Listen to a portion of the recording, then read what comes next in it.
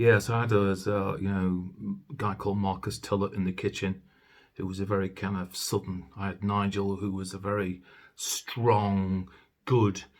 I wasn't say cook, but I mean that in nicest of ways. He could produce very good, consistent food.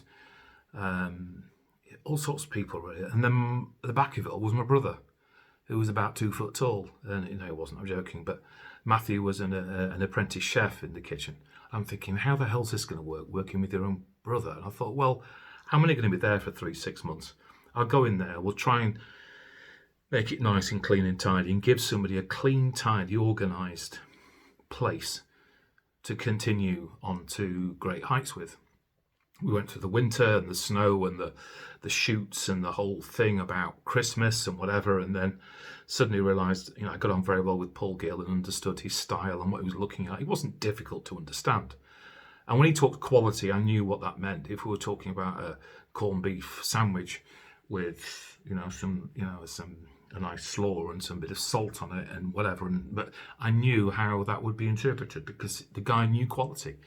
And, I got on with the guy very, very well indeed. So we started to plot and, I went in, did a good job and put some good standards in and tried to, but it was hard because the grumping and the moaning and, it was another one of those, difficult things of going into a mess and trying to get it into and this wasn't me just saying it was a mess to anybody. And the whole, our relationship with housekeeping and with the front of house and the service staff wasn't great, but we had some good,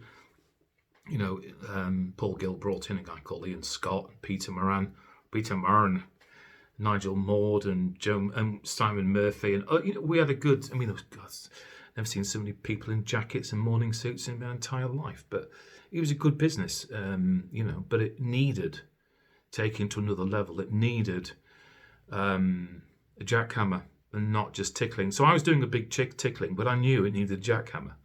So anyhow, carried on 3 months, and then I got called in the office once in a while. How's it going? And everything okay? Am I getting good reports from you? And then somebody's doctor came and ate, and somebody's dentist came and ate, and Lord, somebody came along. I didn't realise they'd had lunch and sent very good reports back and all the rest of it. And then I got asked to go to a meeting at 86 Park Lane to meet Tito Chiandetti and Jean Bellevita, and who were, I think, very senior within, near Lord Forte. The Rocco thing to me was something quite new. I was more into Lord, if that made sense. And because this hotel was part of Exclusive Inns, we didn't really have to comply to a lot of their other brand stuff, which I don't know, it's good or bad, get on with it. So Paul was giving lots of clarity, went down to 86 Park Lane and put my suit on and all that kind of stuff, and thought, well, my father had said to me, listen, nothing to just get on with it. If they don't, whatever they say, accept it, listen, smile, say what you want to, and if they're fine, who bloody cares? It's only food at the end of the day. It's only a job. So it took me about a month to get down to 86 Park Lane and find out where the damn place was and sit there and wait. And I took a briefcase with sandwiches in it, I think, and then was dragged in to see Tito Chiandetti and Jean Bellevita, who told me that they were very happy with what I was doing and that the hygiene and safety inspections are fantastic and the reputation of the food was very good, and they were going to thrust upon me some development and training. But they both felt if I kept my nose clean for the next 6 weeks that I was the right guy, and they were very, very impressed with what I did. So that was an interesting thing, and I knew that this was an opportunity to shine and get things right, or an opportunity to make a mess of it, really.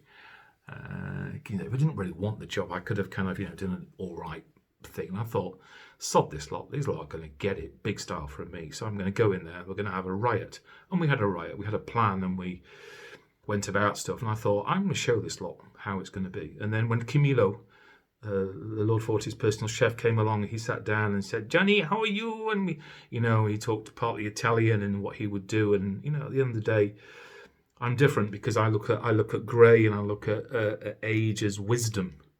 I don't think it's just silly old people. So I listened to what people told me, and this position there was tough and it was difficult. The expectations are massive. But yeah,